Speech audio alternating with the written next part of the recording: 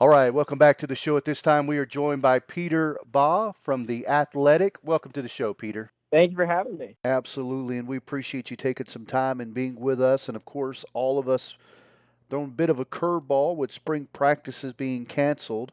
And I want to talk about the new head coach and the new systems that will be implemented. But before we get there, I want to go back to Coach Barry Odom, who started off kind of rough at Missouri, winning just 4 games, but really had begun to build on top of that, winning 7 and then 8 games, and seemingly headed in that same direction last season before they got bit by the injury bug, and of course finished with a 6-6 record. So my first question for you is this: how surprised were you that Barry Odom was replaced at the end of the season? So, at the beginning of the season, if you had told me Odom's job was in question, I would have been doubtful. Certainly at the middle of the season when they were 5-1 and were ranked in the top 25, I would have, if someone had said Barry Odom's going to get fired at the end of the year, I would have looked at them like they're crazy. But by the last few weeks of the season, you could kind of see the winds changing a little bit. Stark and Odom didn't always have the easiest relationship and did not always get along particularly well. Stark, meaning Jim Stark, Missouri's athletic director, and you could kind of hear when Mizzou dealt with some NCAA sanctions this past year, and when the sanctions were upheld at the very end of the year, Stark had a press conference. This was the week leading into the Arkansas game, the last game of the year, and he was asked about if maybe kind of some of the sanctions, like about the job Barry did in managing the sanctions. And he kind of, it really seemed like an opportunity that he could have taken some heat off his coach by saying, yeah, he did a really, considering the circumstances, he kept the team together, did a really nice job. Obviously the results weren't what we wanted, but Barry did what we wanted, but he didn't really do that. He kind of was like, no, I think that I'm paraphrasing, but he pretty much said that the sanctions hanging overhead didn't impact the results on the field. And that was kind of when I started to see, all right, he's not necessarily defending Odom, which made me think that his time could be coming to an end no matter the results of that last Arkansas game. So it depended on the point of the year. Going into the Arkansas game, I was pretty sure he was in trouble and was going to be fired. But if you had said even 3 or 4 weeks before that, I probably would have been surprised. Absolutely. And, I really think Barry Odom, he kind of drew a tough hand because he was following the most successful coach in the program's history in Gary Pinkel, who I believe is one of the most underrated coaches of the last 10 or 20 years, really did a fantastic job there at Missouri.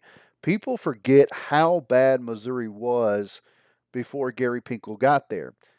And had you had a coach before Gary Pinkel win 8 games, win 7 games, and win 6 games over the span of 3 years, that coach would have had no worries worrying about job security. Gary Pinkel really did raise the bar there at Missouri, and in a lot of ways, I think Barry Odom may have been the victim of that. Certainly. And I will say, I think Odom, he did stabilize the program. The program was in a tough spot coming out of the 2015 season. Pinkel's recruiting had kind of tailed off a little bit. They had some big name guys, but maybe not the depth that they needed to have complete rosters, as well as kind of just some institutional turmoil at the university in 2015 that I think maybe drew some made some people look other places than Mizzou potentially.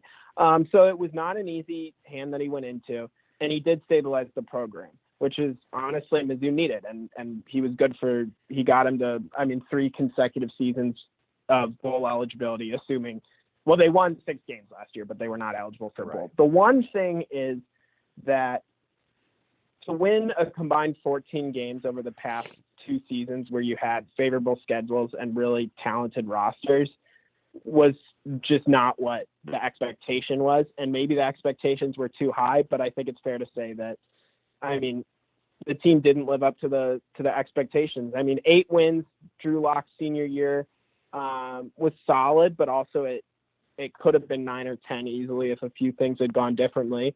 And sometimes you look to the coaching when things don't go, when they don't break your way. And then this past year, obviously, there were a lot of factors, but there were a lot of games that got away that Missouri should have won. And that's a big reason that Odom lost his job. Once again, we're talking to Peter Baugh from The Athletic. And I know that Tiger fans are hoping that Barry Odom was the bridge to their next great coach.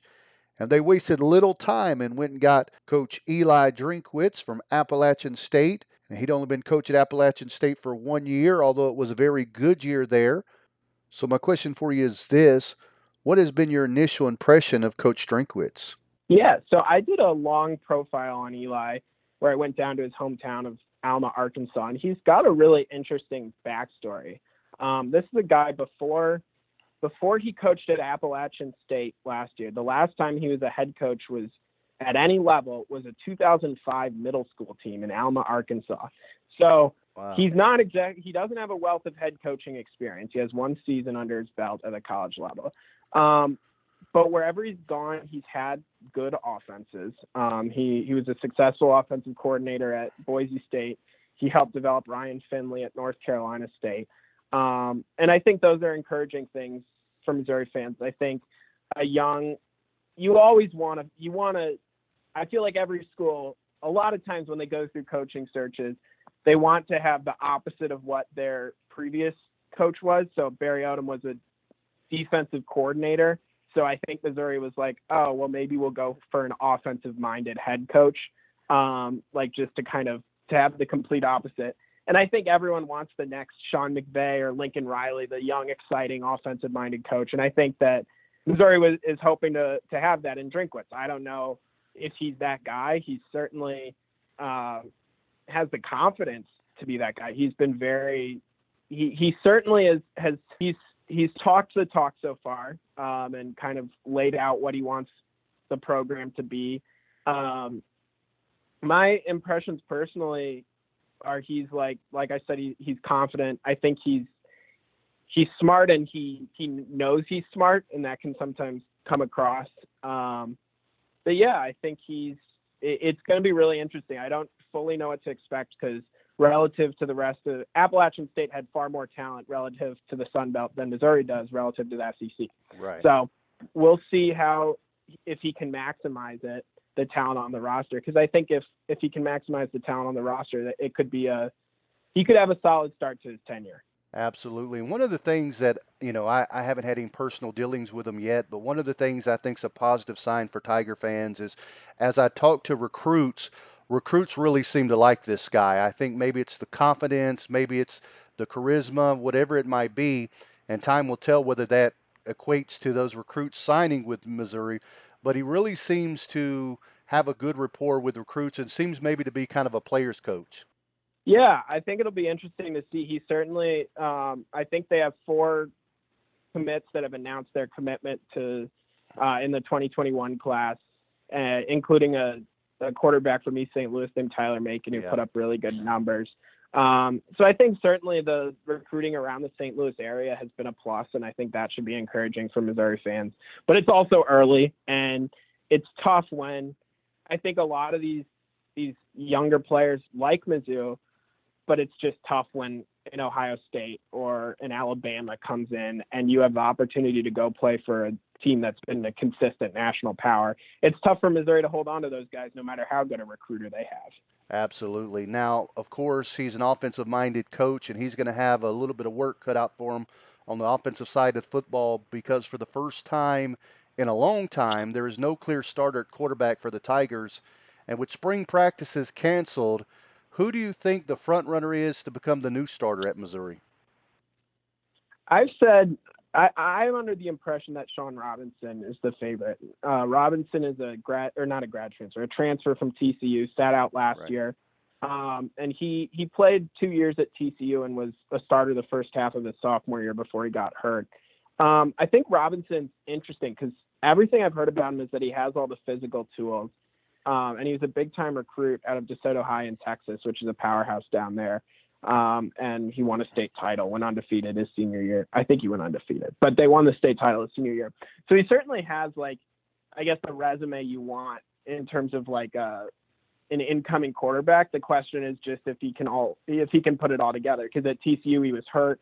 He was also significantly younger then he's young for his grade.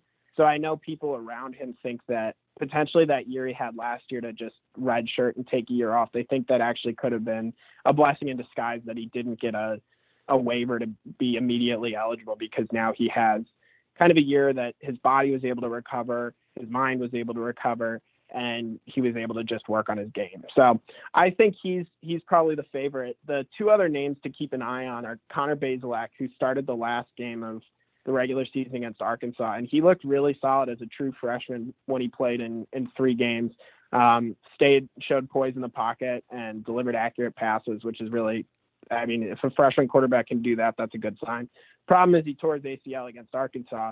They're expecting him back for fall camp, but it's hard to know how, I guess, behind physically he'll be after missing some time.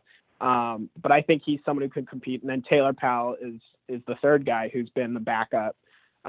He was the past 2 seasons he's been the backup, and he started 1 game and has had mixed results, but he helped Mizzou pull out the last game of the year against Arkansas. So Drinkwitz is adamant that all of them will have a chance to show what they can do, and we'll just kind of see. If I had to guess right now, though, I'd say Robinson is the front runner. Absolutely. And as we said before, they've got a lot of work to do on the offensive side of the football. And they've got some question marks on the defensive side of the football, but they were able to keep most of the staff in place, and rightfully so, because the defense was very good last season. And of course, they've got perhaps the best linebacker in the SEC coming back in Nick Bolton. Who are some of the other players on this defense that you think could step up and really help this defense continue some of the success they had last season? Yeah, you brought up Nick Bolton. He's a really, really good player. I think he's the type of player that if Missouri is going to kind of have success and maybe get back to where they were in some of the good Pinkel years, they need to find players like Bolton who maybe are from talent-rich areas like Dallas and Texas, but maybe it got overlooked because of their size or their build, and for some reason slipped through the cracks. And if Missouri can evaluate talent and find those guys, then they can have success. That's what happened under Pinkel, and that's how Odom got some of his best players, like Nick Bolton. Some other guys to look at are Tyree Gillespie as a safety, and there were times last year where he played at an all-SEC level and looked really, really good. I think he struggled. I'm trying to remember specifically, but he might have struggled a little bit in the Florida game, but he's a good player and someone who could potentially, he'll be a senior and he could potentially get drafted after next season. He's also, his fellow deep safety, Josh Bledsoe, is a really good player. And together it's one of the better safety tandems in the SEC. Kobe Whiteside on the defensive line led the team in sacks with, I believe, 6.5 last year. He'll be a senior, and he's a good player. He's kind of fun to watch because he's only around 6 feet tall. He's a lot smaller than a lot of the defensive tackles out there, but he finds a way to get to the quarterback. Right. The one thing that does intrigue me with him is the fact that Jordan Elliott, who is one of the most disruptive defensive tackles in the SEC last year, went pro, and I'm curious how Whiteside will fare now that he's going to be getting most of the attention of the opposing offensive line. So I would say, like, if you're looking at the 3 areas, Whiteside's the guy to watch on the line, Bolton is the linebacker to watch, and Gillespie's probably the secondary person to watch. Once again, we're talking to Peter Baugh from The Athletic. Now, Peter, as you look at this schedule, I know there's a lot of question marks for a new coach coming in and a lot of things they've got to resolve before the season starts. But I think they've got a schedule that is very, very favorable when you consider, first of all, their out-of-conference games. They open up against Central Arkansas. They also have Eastern Michigan. They have BYU, and then they have Louisiana Lafayette. Now, those teams are nothing to laugh at, but all teams that they'll have an opportunity to win those games. They have their traditional games in the East, and then out of the West, they pulled Mississippi State and Arkansas. So when you're looking at this schedule and you're looking at the start of the season, and you see, okay, you got Central Arkansas first, then you got Vanderbilt, then South Carolina, then Eastern Michigan, then Tennessee and BYU. Those are games that they can win a few of those games and really should be able to work out and resolve some problems that this team's going to have early on as they start a new regime. Yeah, I've been kind of thinking about this. I've been asked this question a lot, and what I've continually said is that the expectation should be to go to a bowl game, to win 6 games, kind of get off on the right foot, especially because the schedule is pretty manageable. So I think there's a pretty realistic path to 6 wins. So really, you need to go at least 3-1 non-conference. You honestly, Missouri should go 4-0, but I would expect them to maybe lose to a BYU on the road or Louisiana, which was a 10-win team last year. And if you go 3-1, and then you beat the lower level SEC teams in Arkansas and Vanderbilt, which is not always a given. Mizzou lost to Vanderbilt last year, and kind of one of the worst losses of, I guess, since I've seen since I've been covering the team. But if you can beat those two, then you're at 5 wins there, and then I would think you can kind of assume they'll lose to Georgia and Florida. But then you just have to win one of those next 4 games, or not. This isn't in order, but one of the 4 games of Tennessee, Kentucky, South Carolina, and Mississippi State. And I don't know if I'd favor Mizzou in any of those games, but I certainly think that they should be able to win at least one of them. And then, if you can steal another win and get a 7-win season to start off under Drinkwitz, I think that would be really good for the program.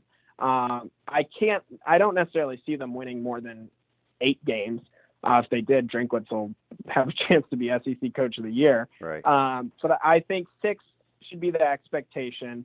I think anything more than 6 is a successful season. 6 is a solid season for for a first year head coach. And less than 6, I think, would be a little disappointing. Absolutely. And I think you're 100% right. I think when you look at, the question marks they've got, of course, spring obviously hurts them. But when you look at the question marks they have, I think that defense can carry them enough games early on that this team should be able to hit that 6-win total, which I think is a success. I think you're exactly right. I think anything over is icing on the cake, and anything under is a disappointment. And again, this team is in flux right now. But the good news is a lot of the East is in flux, and the reality is if they can win 6 or 7 games, now when they hit in the recruiting trail and they're talking to these guys, they're not just talking hypothetical. They're able to say, listen, we didn't have the best circumstances when we inherited this team. We were able to win 6 or 7 games. Imagine what we're going to do when we get you here on campus. Yeah, because it's all about what you're selling going forward with. If you say we won 7 games this year with a roster that I didn't even recruit, but this is me talking if I'm Drinkwitz, and if you're like, we won 7 games with a roster I didn't recruit, when you and my guys get in, like we could really do some damage, then like that'll speak to some kids. Once again, we're talking to Peter Baugh from The Athletic. Now, Peter, you made mention of something I want to talk about just for a moment, and that is you talked about the need to be able to recruit guys that have flown under the radar, maybe because of height or something of that stature. And, it makes me think about a couple of guys that they've already signed that I think have potential to be real stars in this league. Tyler Macon, the quarterback, again, out of East St. Louis, has put up phenomenal stats, but really has a tremendous skill set as well. He's a guy that, is a perfect fit for a spread type offense at the college level. He can do it with his arm. He can do it with his legs, a guy that I'm really, really impressed with. And another guy is Mekhi Wingo, a guy that doesn't have prototypical height for the defensive tackle position. He's not short, but just 6'1". He's not that 6'3", 6'4" guy there in the middle. And a guy that really as well has flown under the radar, but has been absolutely dominant at this level of high school and has really potential to develop into quite an impressive player in the SEC as well. So all in all, I think they're at a good start if you're Tiger fans, recruiting the right types of guys. Yeah, I think that's an interesting point. I'm intrigued by Tyler Macon too. I think his numbers at East St. Louis are incredible. But you also have to look at the fact that he's playing with three Division I level receivers on that team. So I think that has to be taken into consideration, but he certainly is a talented quarterback. And I think someone that really could make an impact in a few years at Mizzou if he develops well and if he continues his growth as a quarterback. I talked to some people around him for a story, and I talked to him for this story, and they spoke really highly of him as personal quarterbacks coach and stuff. So I'm intrigued by him, and it's also I mean, if Missouri can get kids from East St. Louis to want to come, that's a huge step. There are a lot of really talented players in that area. So if Tyler Macon can get some of his teammates to join him in Columbia, I'm sure Missouri's coaches will be really, really happy. Once again, we're talking to Peter Baugh from The Athletic. Peter, if you could let our listeners know how they can find you on social media and how they can find you on The Athletic as well. Yeah, sure. My social media is, my Twitter is Peter_Baugh. That's at sign Peter PETER_Baugh BAUGH. And then at The Athletic, just theathletic.com, and then you can go to the college football page and find the Missouri team page from there. And yeah, we post articles frequently and try and have some good features for you. I've got to be honest with you, Peter. I have not been on The Athletic. I kind of had stayed away, hadn't really got into it, and I pulled up one of your articles, man, and you're doing a fantastic job over there. And so I even put in my first subscription to join The Athletic. But really, like I said, you're doing a fantastic job over there, and I think y'all are again, Missouri's a team that doesn't get as much national publicity as a lot of the other programs in the SEC do. So it's good to see The Athletic and what you're doing there at Missouri. And I want to encourage all our listeners. I think you've got a free trial going on over there. Uh, if Yeah, if they do, they need to go try it out because you're doing a fantastic job over there. thank you. I appreciate that a lot. Absolutely. Once again, Peter Baugh from The Athletic. Peter, appreciate you being on the show and look forward to having you on again real soon. Yeah, thanks so much.